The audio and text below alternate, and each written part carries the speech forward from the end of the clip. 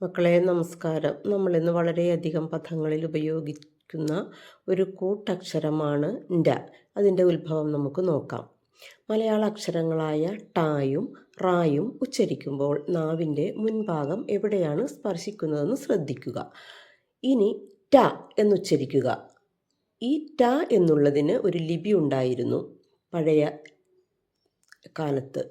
അതിൻ്റെ രൂപം ഇതാണ്. കൈ എടുത്ത് എഴുതേണ്ടിയിരുന്നതാണ്. ഇതിൻ്റെ ഉച്ചാരണത്തോട് ചേർന്ന് വരുന്ന മറ്റൊരു അക്ഷരമായിരുന്നു ന എന്ന ശബ്ദത്തോടു കൂടിയുള്ളത്. ഇതിനെ വർസ്യവ്യഞ്ജനങ്ങൾ എന്നാണ് പറഞ്ഞിരുന്നത്.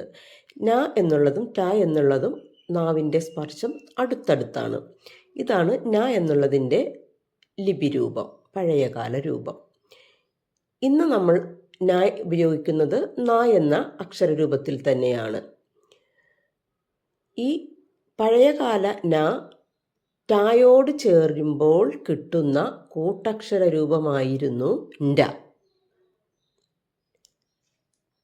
ന, ന, ട, ണ്ട. അത് ഇന്നും നമ്മൾ തുടർന്നു കൊണ്ടുപോകുന്നു.